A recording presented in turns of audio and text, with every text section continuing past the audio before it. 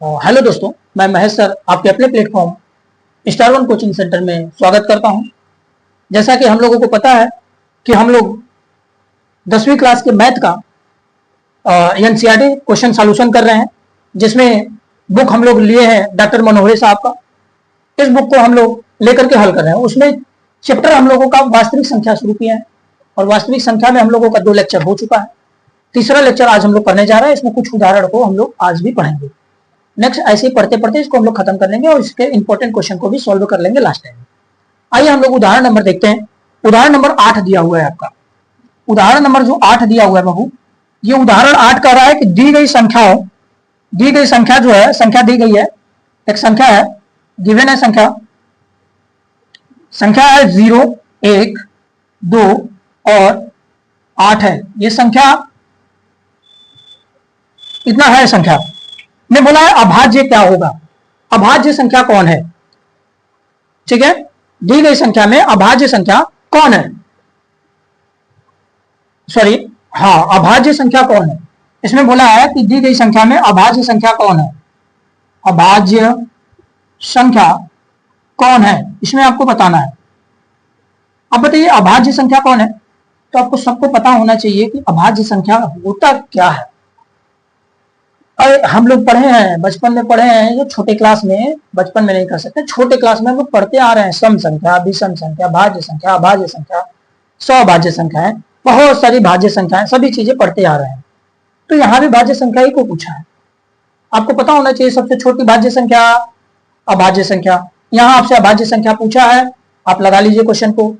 अभाज्य संख्या क्या है? सबसे छोटी अभाज्य संख्या आपको पता होनी चाहिए 2 होती है। और अभाज्य संख्या क्या होता है? अभाज्य संख्या क्या होता है? जिसका गुणनखंड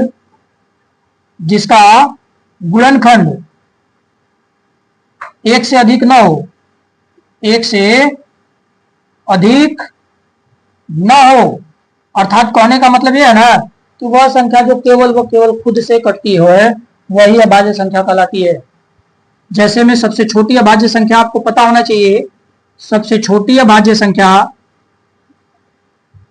2 होती है। सबसे छोटी अभाज्य संख्या 2 होती है। तो इसमें देखिए अभाज्य संख्या कौन है जिसका फैक्टर 1 से अधिक नहीं बन रहा है? 0, छोड़ दीजिए उसको। 1 है, 1 को अभाज्य संख्या में नहीं लिया जाता है क्योंकि 1 खुद से कट गया, 1 ही उसका फैक्टर बन रहा है। यहाँ देखिए 2 एक ऐसी संख्या जो खुद से ही कट रही है, अभाज्य फैक्टर है, उसका 1 से अधिक गुणनखंड नहीं बना सकते आप, अभाज्य संख्या हो जाएगी। तो आपका ऑप्शन क्या बन जाएगा? आपका क्वेश्चन का आंसर क्या बनेगा? 2। आपके क्वेश्चन का आंसर 2 बनेगा। आइए हम लोग दूसरा उदाहरण देखते हैं। अगला उदाहरण, स्क्रीनशॉट लेना चाहते हैं तो ले लीजिए आप लोग। आइए अगला उदाहरण देखते हैं। उदाहरण नंबर 9। उदाहरण नंबर 9 दिया है बाबू। क्वेश्चन में दिया हुआ है कि लसा 2 संख्या है, उसका लसा दिया हुआ है।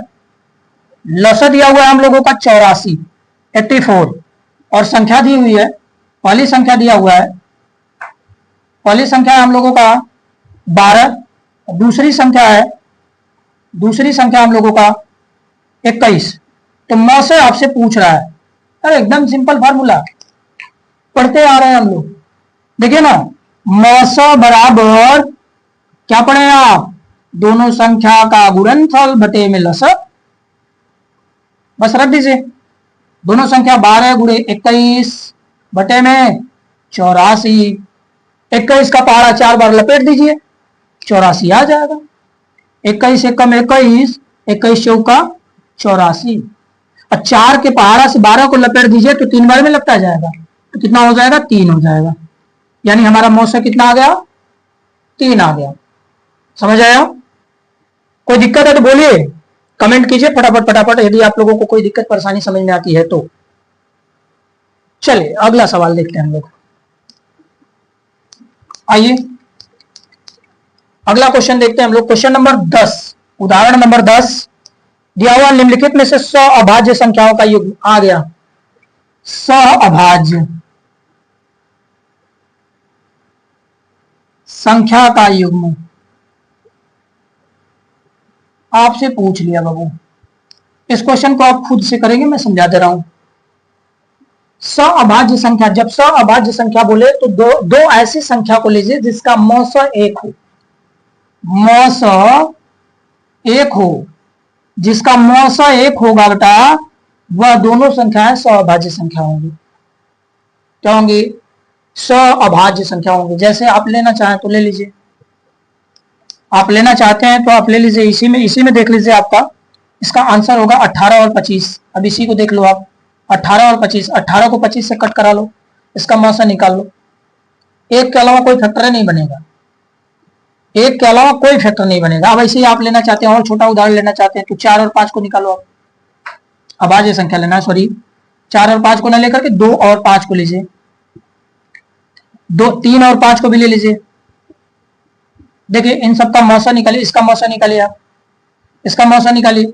1 गुणे 2 बनेगा इसका फैक्टर, इसका पड़ेगा 1 गुणे 5, मौसा यानी जो कॉमन मिले। वैसे इसका निकालिए, 3 का फैक्टर करेंगे 3 गुणे 1 यानी 1 गुणे 3, और 5 का फैक्टर बनाएंगे 1 गुणे 5, दोनों में कॉमन देखे तो मौसा क्या आ गया? HCF क्या आ गया? HCF 1 आ गया। तो आप क्या कहेंगे कि ये दोनों युग्म क्या है? सअभाज्य संख्याओं का युग्म है।